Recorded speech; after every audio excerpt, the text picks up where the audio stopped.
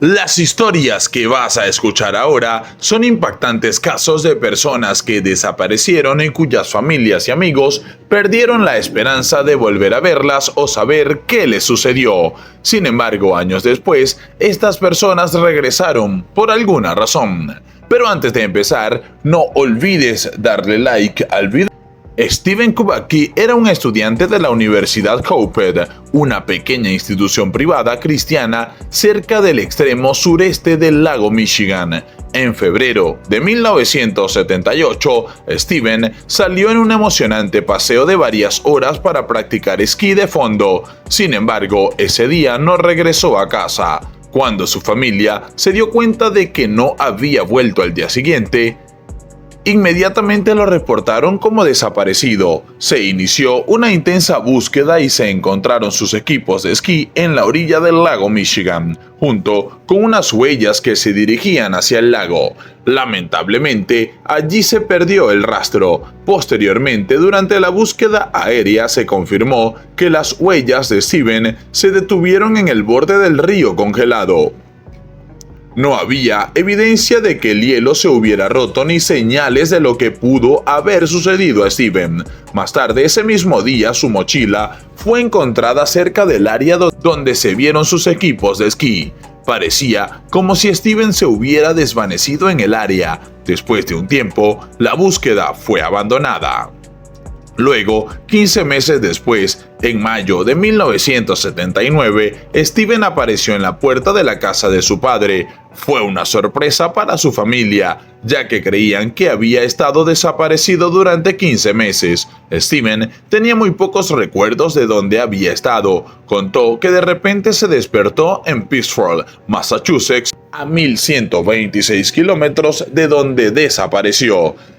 Estaba tendido en un campo vistiendo ropa que no le pertenecía. Además tenía una pequeña mochila con mapas que no eran suyos y sentía como si hubiera estado corriendo recientemente. Curiosamente, su padre vivía en Pittsfield, a 60 kilómetros de donde Steven se despertó. Aparte de estos detalles, Steven no tenía idea de dónde había estado ni qué le había sucedido durante todo ese tiempo. Después de su regreso, se negó a hablar de su experiencia con los medios de comunicación. También se negó a hablar con un psicólogo, ya que a pesar de no recordar lo que le había ocurrido, consideraba que no tenía problemas psicológicos. En 1983, Steven obtuvo su título en lingüística y un año después obtuvo el doctorado en psicología clínica. Algunos dicen que esta experiencia le permitió a Steven cumplir sus metas y ayudar a otros a encontrarse a sí mismos.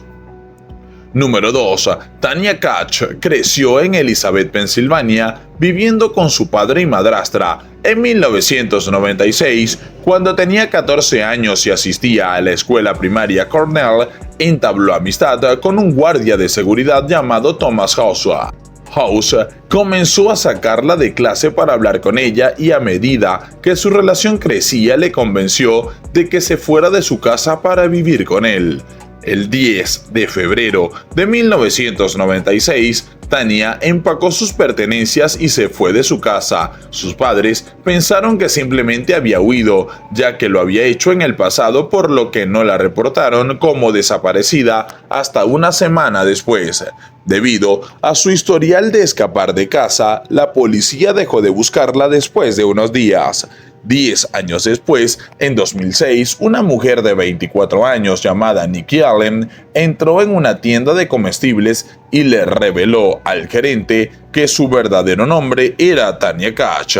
Le comentó que había estado oculta por Thomas Hawks desde que era adolescente. Después de escuchar su testimonio, la policía arrestó a Thomas Hawks.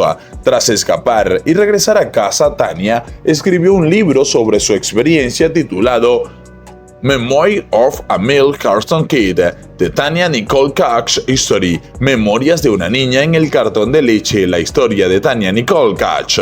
En el libro relata su odisea, que incluye el hecho de que mientras vivía con los padres de Thomas, fue mantenida en su habitación en el segundo piso. Thomas tomó medidas drásticas para mantenerla oculta, como no permitirle ir al baño y obligarla a usar un cubo para sus necesidades. La mayoría de su alimentación consistía en sándwich de mantequilla de maní y mermelada, una banana y una botella de soda. Una vez a la semana, Thomas le llevaba al sótano para que se duchara con agua fría. En una entrevista, Tanya expresó que al principio se sentía bien ya que estaba enamorada de Thomas y pensaba que todos estos sacrificios eran por amor. Sin embargo, pronto se dio cuenta de que ese amor tenía un precio. En el año 2000, Thomas le dio una nueva identidad con el nombre de Nikki Allen y la presentó a sus padres como su novia, quien se mudaría con él. Después de 10 años, Tanya finalmente logró escapar del control de Thomas. En 2007, Thomas se declaró culpable de varios cargos. Recuerda que si llegaste hasta aquí, no olvides darle like, suscribirte y activar la campanita de notificaciones para recordarte cada vez que subamos un nuevo video.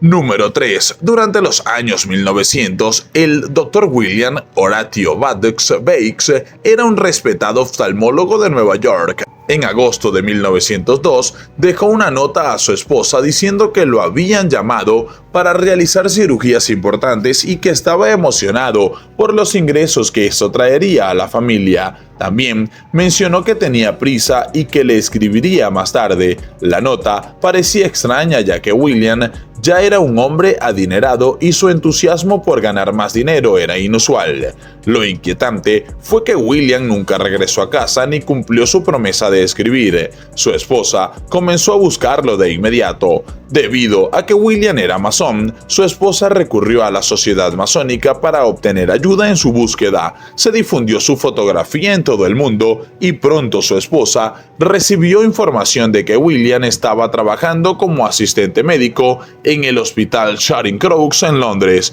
después de haber sido admitido inicialmente como paciente. Aunque William tenía una cuenta bancaria con mucho dinero y podía vivir en la zona más lujosa de Londres, se decía que vivía en condiciones de pobreza. Lo más extraño fue cuando su esposa llegó y William no pudo recordarla. Sin embargo, aceptó la oferta de su esposa de quedarse en el Hotel Savoy para descansar y ayudarlo a recuperar la memoria. En el hotel, recordó haber sido llamado a Nueva York para abordar un barco y operar a una persona con un absceso cerebral. Al escuchar esto, su esposa decidió quedarse en Londres y ayudarlo a recordar lo que había sucedido. Sin embargo, 2 días después, William salió del Hotel Savoy y desapareció una vez más. Desde entonces, su esposa nunca volvió a verlo, pero nunca dejó de buscarlo hasta el día de su muerte en 1907. En 1910, el Dr. J. E. Kelly, un buen amigo de William, pasó por Grand Forks, Dakota del Norte, y encontró a William trabajando como oftalmólogo en su propia consulta. A pesar de esto, William aún no recordaba nada de su pasado reciente. El Dr. Kelly lo invitó a trabajar con él en Nueva York. William se casó 3 veces y después de enviudar 2 veces, se casó con su asistente personal, Emily C. Learman. A pesar de todos sus esfuerzos, William nunca logró recuperar su memoria ni recordar qué le sucedió después de su primera desaparición.